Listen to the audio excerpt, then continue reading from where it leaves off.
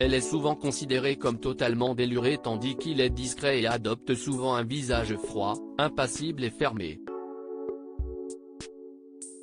Parfaits opposés que tout semble attirer, Bernard-Henri Lévy et Ariel Dombasle forment un couple des plus solides depuis 1993, année de leur mariage. Une union qui n'aurait néanmoins jamais dû se faire comme l'expliquait l'écrivain philosophe sur le plateau du Divan sur France 3 en 2015. Fan des élucubrations de son épouse et de sa personnalité haute en couleurs, l'auteur avait en effet failli poser un lapin à sa dulcinée le jour de leur mariage. Un drame évité de justesse selon Bernard-Henri Lévy qui se souvenait avec émotion de cette journée qui aurait pu avoir une issue dramatique. Bloqué en Bosnie-Herzégovine à Sarajevo qui était alors en état de siège, l'écrivain ne pouvait plus bouger de cette ville et se rendre à son mariage célébré à Saint-Paul-de-Vence en France. Le pont aérien était totalement interrompu racontait-il. Stressé de perdre la femme de sa vie, il aurait alors été touché par un miracle inattendu.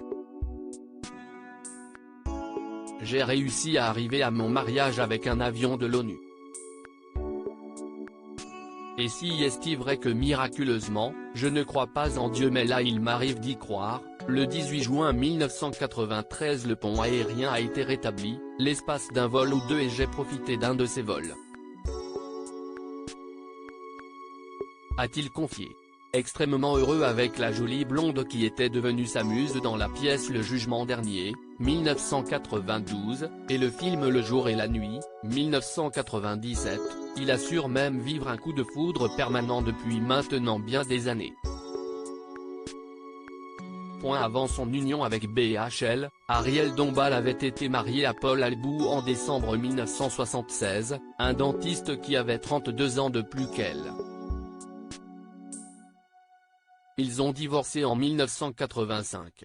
Interrogée par Marc-Olivier Fogiel dans son émission Le Divan, en 2017, elle déclarait « Je me dis que si est étrange parce que ça a été le premier homme de ma vie. »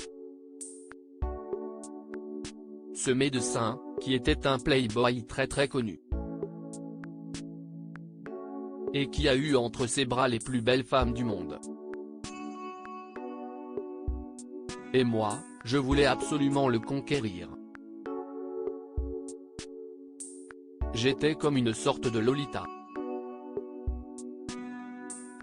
De son côté, l'écrivain a été marié à l'ancienne mannequin Isabelle d'Outre-Lugine dans les années 1970. De leur union est née une fille, Justine, le 27 septembre 1974. Il fut ensuite avec l'éditrice Sylvie Bouscasse en 1980.